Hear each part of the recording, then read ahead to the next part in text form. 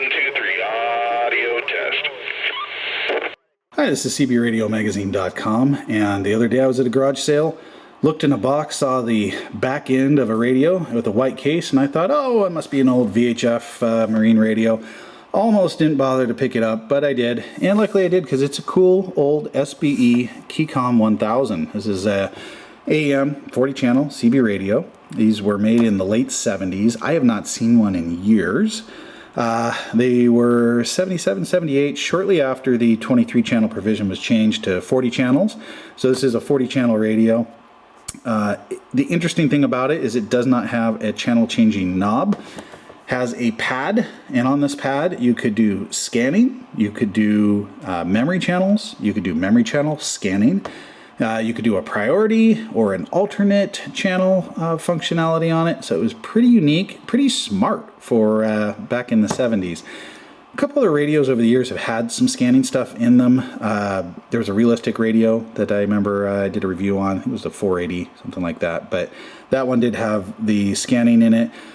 This feature also was included on the SBE Console 6, I believe. Very similar on this, different radio, but similar scanning feature. And yeah, just kind of a neat radio. There isn't a whole lot of information out there on it. It might be hard to find an instruction manual or even a service manual for it unless you bought one or picked up a Sam's Photo Factor or something like that. But yeah, pretty cool. This is the face of it. Here's the little tiny microphone that came with it. And all in white. Very marine-esque look to it. Most of the old marine radios were always in white, so that's initially why I mistook this one for a marine radio. It does say Japan on the back here. This would have been made in Japan back in the 70s. So anyway, cool thing about this, really, I mean, the memory channel stuff is pretty neat for an old radio, but it really is the lights on these that I think are really cool. Retro, I mean, if you were doing a retro movie, this is the radio I would use in it because it looks like it's straight out of 2001 Space Odyssey. So let me power it on for you guys, and I'll walk through the controls real quick. The memory stuff, there's quite a bit here to go through, so I'll try and go through some of that, and then I'll show you the back and the inside of the radio. So let's kick this off. I'm going to turn this on, and we're going to go back in time here to the 1970s. Get ready, here we go. Isn't that cool? Super cool, retro look. I mean, it's retro to us now, but I mean, at the time, this was considered cutting edge. Totally looks like out of every old sci-fi movie. Just the buttons are so colorful, they light up really nice. Even the RX-TX lights, it's not like an exposed bulb like on a Cobra 29 that changes color. It changes from orange to red.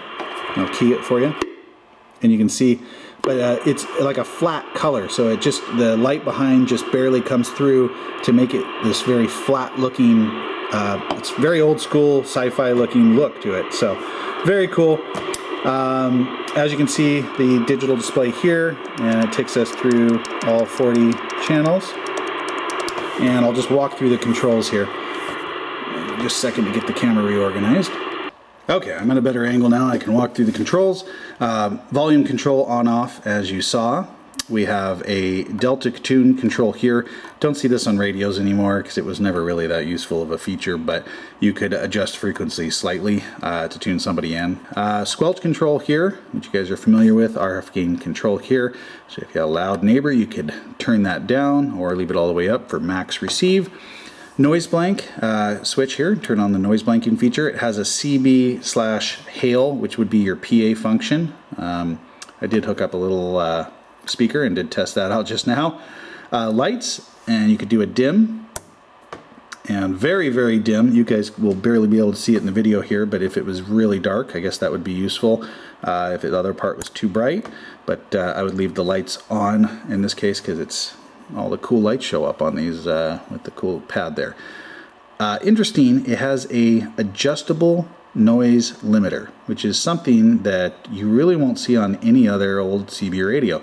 And it actually works pretty well. When you click it on and off, you can actually hear the difference pretty good. It's a little hard with all the static and noise in here. When I was testing, I was trying to see if it would show up on the video, but not a huge difference from what you could tell on the audio here. But to me, I could definitely tell the difference. And then you can adjust it, and then past a certain level, it really doesn't do a whole lot. But yeah, adjustable noise limiter, very interesting. Got our meter over here, and instead of a horizontal, we got a vertical, which is always kind of neat. It is not functioning right now, so probably stuck, needs a little bit of work to unstick it. And over here we've got our readout for our channel, of course. Go all the way through to channel 40, and has an RX-TX light, what I showed you. And then we've got our pad over here for channel changing. So that would be our next thing we'll jump into. Alright, this is our channel changing pad, and it looks pretty simple. It's actually one of the most complicated pads that I've dealt with in years. I hadn't used one of these. I mean, it's got to be 20 years since I've seen one of these personally. So yeah, I tried to mess around a little bit with it, and it took me quite a bit to even figure it out. Eventually, I looked up the instructions for the Console 6, which used a similar pad as I mentioned earlier, to get in to figure out some of this again. First of all, you can select your channel slowly using these dark arrows, and that would be just going up or down. You could do a fast channel scan using the arrows that are hollow. If you just hold them down, you can see how fast it scans through. So that's pretty cool. You can do a direct selection of a channel. So what you do is you press the channel button, you type in the channel, and then you press channel button again, and it'll switch the channel. So for example, if we want to go to channel 12, channel 1, 2, enter, and now we're on channel 12. Channel 40, now we're on channel 40. Now someone's going to ask, of course, what happens if you put in a channel that doesn't exist or is not designed for this radio? So for example, if we did channel 55, it just takes us to 19. So you can see if you try and do channels that don't exist, it takes you back to the regular channel. Has a channel 9 emergency button on it. So if you press that, it takes you into that. If you keep pressing it, nothing. If you want to return to where you were, you press the 7N. N stands for normal in this case. It takes you back to channel you're on. If you want to do scanning, you can turn up your squelch, and you can press this 5S button, and it'll scan through the frequencies. Now, there are also a priority and an alternate. So you can program in a priority channel, you can program in an alternate channel, you can also program in memory channels. And we'll have to see if I can get this channel memory. So if I, oops, didn't do that correctly. So if I press the channel memory button, it'll scroll through some of the memory channels that are stored in here. There we go. So 40 was stored twice, it looks like. That's why when I press it twice, it stays on there. And the 0 is, the double 0 is if you hold this for a little while, it goes into programming to tell you where to put it in there. Now there's also the scan feature. So if I hit the memory and then I hit scan, it's going to scan and go through the memory channels that are saved. So I saved a couple memory channels in here, and as you can see, it's scanning only the memory channels. Again, it's a little complicated to figure out. You know, some of those old Magnums and stuff had some of those memory features in them for recalling stuff, and that was a little difficult. This is infinitely more difficult just to figure out initially. So take a little time to mess around with the radio. Again, I'm still learning along with you on this. But pretty cool, be able to scan through. There is no memory battery in this because that was kind of before those days. You know, with 2950s and stuff, there's a little memory battery in there that stores the memory information in there for when you turn it on again. And in this case, there is a power location on the back, and you have to apply power for it to remember the memories for when you turn the radio off and then turn it back on again, and it remembers those. So if I don't have that power attached to that spot in the back, it will not remember these. So if you do hook this up, if you turn off the power running to the radio, you will lose the memory channels. So this would be for use in a car, and that would, you know, if this was in a vehicle, you'd have the 12 volts applied to that all the time. Let me show you the back of the radio, and then we'll jump inside. Alright, this is the back of the SBE Keycom 1000 here. You can see it's made in Japan. Got our 13.8 volt DC wires here, which were cut off. Little fuse in here. Here's our coaxial connector. Here is our FCC tag on here. Shows that it was made in Japan, but shows through Watsonville, California for SBE. 40 channel. Transmitter output 4 watts, it says. Frequency tolerance 0.003%, it looks like, is what I can tell there. Over here we've got our memory power connection. So if you wanted to use the memory frequencies and you need to have it powered on all the time, you would put your wire in here. It's actually just a little push spring, so you just push this in, put your wire in, and then it'll hold it in place when you let go. We have our PA and our external speaker connections on the back. Apparently it had a warranty on it, number on there, and another little number over here on the case. So that's pretty much it to the back of the radio. Heard somebody get up in there. Heard somebody get up in there, man. It's a little rough and tough. Heard somebody coming in there shouting for me. Try that again, see if I can pull you on out. 131, try. Well, 131, getting out on the bowl, making it into the video there.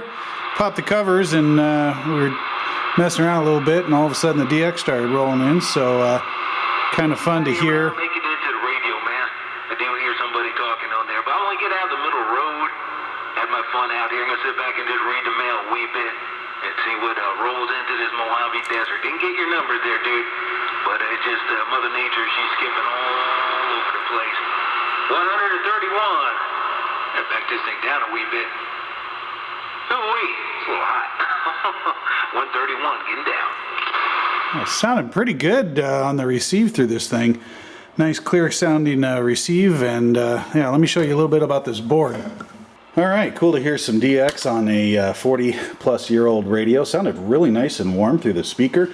Actually sounded better than some other radios I've had on the bench lately in terms of just the nice tone quality for listening to channel 6, but up front we got a nice big box here. I actually don't know exactly what's inside here. I didn't take it apart, but it is right next to the keypad, and this is where your wires are running, so I assume that's where all the magic happens for the scanning and memory and everything. Radio itself doesn't have a whole lot going on inside. It's just an AM radio. You can adjust the dead key a little bit, but doing about 3 watts on this one and swinging up about 8 to 10. For an old 77, 78 radio, I would just run it right there. No need to try and get anything else out of it. The one thing that might be of interest to people is up front here. This radio does have a separate speech compressor board in it. And I believe SBE called this the speech expander, and it does have an adjustment on it for modulation, so that's what you might be interested in.